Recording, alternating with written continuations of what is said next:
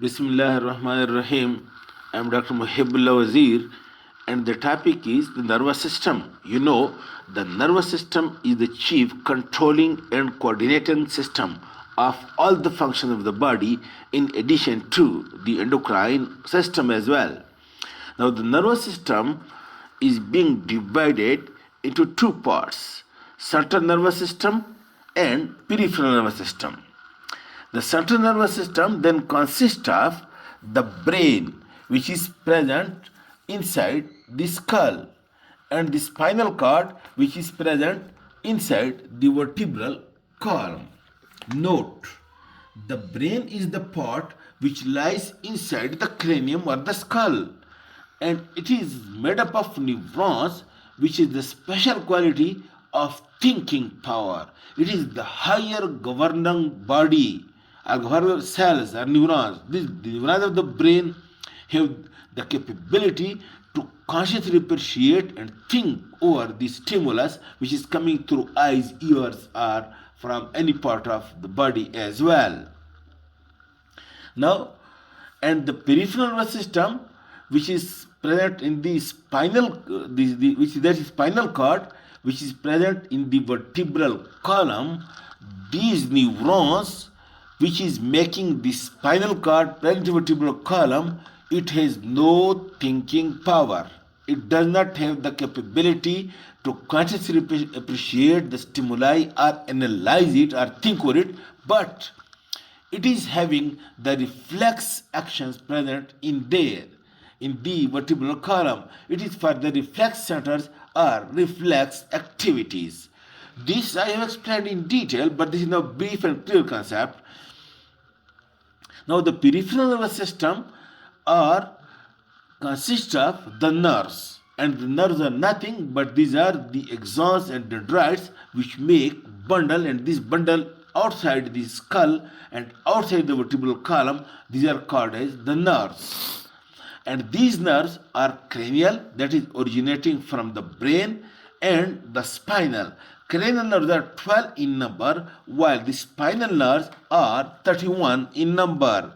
31 pair. These nerves, look, this 1, 2, 3, cervical and thoracic and lumbar and sacral.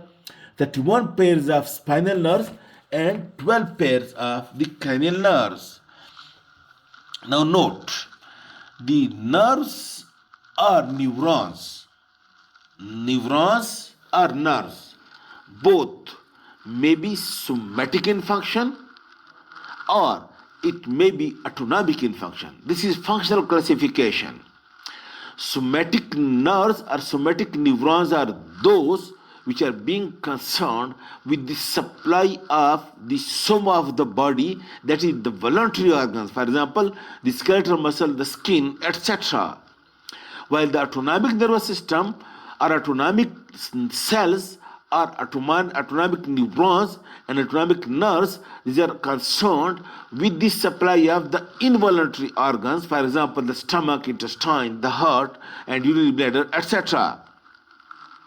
Then the neuron or the neuron of the somatic nervous system or neuron of the autonomic nervous system may be sensory in function, that is bringing information from all over the body back to the nervous system, or from the external environment, for example, through the eyes and through the ears, or from the internal organ, for example, from the stomach and the intestine.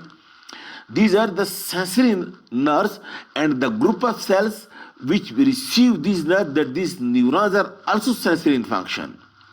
While another group of neurons may be motor in function, and that is the motor neurons are those which send stimuli or orders to the target organs, and the target organs then act according to the order being brought by the motor nerve from the central nervous system motor part.